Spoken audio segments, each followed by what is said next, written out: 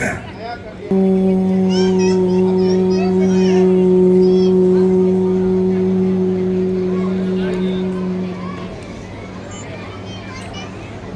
पर्णम शीर्षा देवम गौरी पुत्रम विनायकम भक्तावासम सुमरे नित्य आय कामर सिद्धे भगवान गणपति देव की जय।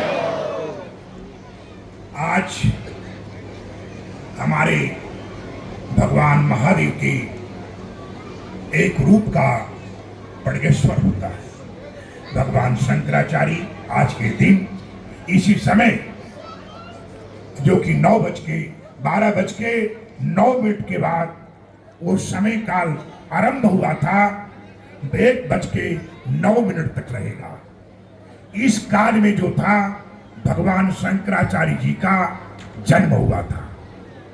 और कल के जो परसों कार्यक्रम देख रहे थे, भगवान शंकर समाधि से वो आशीर्वाद के लिए प्रकट होते हैं और उस दिन केदारनाथ भगवान का विधिवत पूजन पाठ कहा, हिमालय में सारे ऋषि द्वारा और सारे गणों के द्वारा, और भगवान स्वयं परशुराम भगवान नारायण स्वयं परशुराम के रूप में स्वयं भगवान शंकर जिनके गुरु हैं, परशुराम के गुरु स्वयं महादेव हैं, तो उनका दिन पूजन का था। इसलिए यहां भी भगवान का परशुराम के गुरु का पूजन होने के कारण परशुराम के जितने और अनुयायी थे उस दिन ही छठ मतलब हम लोग मानते हैं कि ये जो है भगवान का प्रभाव भाव का दिन है, जिनको अनेक तिथियों के नाम से, अनेक प्रकार के अच्छे तिथियां के नाम से जाना जाता है। अगर यथार्थ ये है कि स्वयं भगवान महादेव की तरह त्यागी जिंदगी में का हिमालय पे महेंद्रगिरी पर्वत पे वास करने वाले, अगर कहा भीष्म के गुरु, कर्ण के गुरु और तमाम सम्राटों के गुरु मर रहते कहां थे, पहनते क्या थे, उनका रहनी सहनी क्या था, एक परंपरा का दिन था। इसलिए भगवान जो स्वयं परशुराम का आराधना के बिना कोई भी सन्यासी का कार्य पूरा नहीं हो सकता है।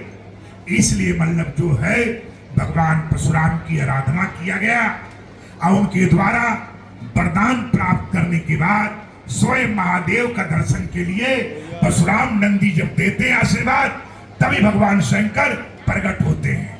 उसी में जन कल्याण के लिए भगवान शंकराचार्य जी का जन्म हुआ, जिसके द्वारा बद्रीनाथ का मंदिर का स्थापना हुआ।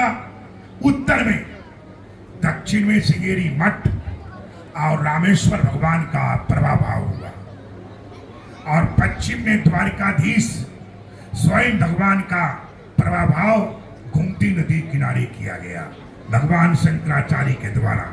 इसी प्रकार के पूरब में पुरी मठ और वहां पे स्थापित हुआ। इस प्रकार से भारत की सांस्कृतिक के लिए कहा दक्षिण में उनकी कृष्णा नदी किनारे जन्म हुआ था, और उसके बाद पूरे के पूरे उन्होंने अपने जीवन को हिमालय को दान कर दिया था। उनका कोई मतलब जो है एक गुफा के अलावे बद्रीनाथ का मंदिर बना, केदारनाथ का बना, उनके द्वारा लगभग 1.25 करोड़ उत्तराखंड में और उत्तर भारत में मंदिरों का जीर्णोद्धार हुआ, अनेक प्रकार का हुआ। उनके द्वारा कुंभ